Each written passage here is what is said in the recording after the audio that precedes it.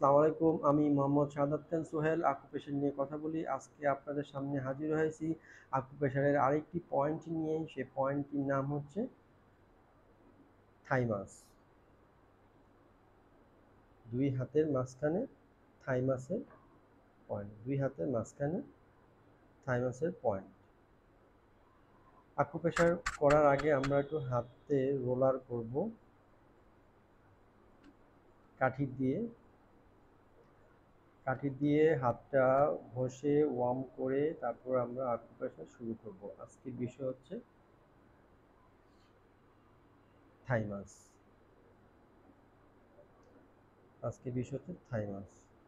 ডান হাতে থাইমাস এভাবে চাপ দেবেন, এভাবে এখানে আকুপ্রেস করবেন।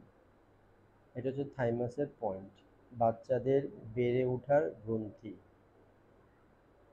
বাচ্চাদের থাইমাস এবং বড়দের সোলার প্লেক্স। বাচ্চাদের সোলার প্লেক্সটা বাচ্চাদের থাইমাস জন্ম থেকে 15 বছর পর্যন্ত থাইমাসটা কার্যকর থাকে। এরপরে বড়দের সোলার প্লেক্স হয়ে যায়।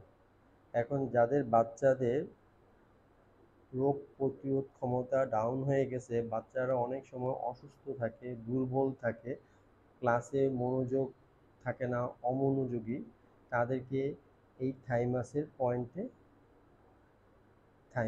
পয়েন্টে আকুপ্রেশার করে দিবেন। এখানে চাপ দিলে বাচ্চাদের রোগ প্রতিরোধ ক্ষমতাটা বৃদ্ধি পাবে, দুর্বল থেকে সবল হবে এবং ক্লাসে যে মনোযোগী ছিল না, অমনোযোগী ছিল, তারা এখন মনোযোগী হবে, রোগ প্রতিরোধ ক্ষমতাটা বৃদ্ধি পাবে। এটা হচ্ছে থাইমাস গ্রন্থি, বাচ্চাদের বেড়ে ওঠার গ্রন্থি। বাচ্চাদেরকে এখানে আকুপ্রেশার করবেন দিনে 2 বেলা। বাচ্চারা আকুপ্রেশার করার জন্য প্রস্তুত থাকে না, তাদেরকে আপনারা আদর করে আলতোভাবে এই থাইমাসের পয়েন্টে আকুপ্রেশার করে দিবেন। আকুপ্রেশার করে দিলে তাদের জ্বর, সর্দি, অসুস্থতা, দুর্বলতা এবং মনোযোগী হবে এই পয়েন্টে চাপ দিলে।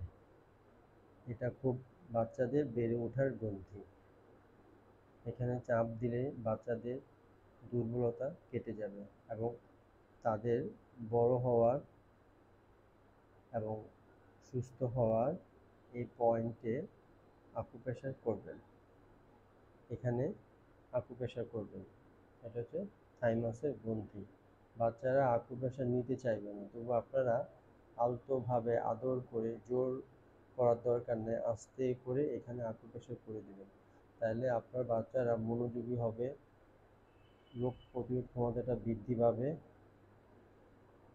দুষ্টামি করবে না, কাজে মনোযোগ দিবে, কথা বললে কথা শুনবে। অনেক বাচ্চারা দেখবেন যে কথা শুনে না, অনিয়ম করে। সেই বাচ্চাদেরকে এই থাইমাসের পয়েন্টে আকুপ্রেশার করে দিবেন দিনে 2 বেলা। 2 হাতে 100টি চাপ দিবেন।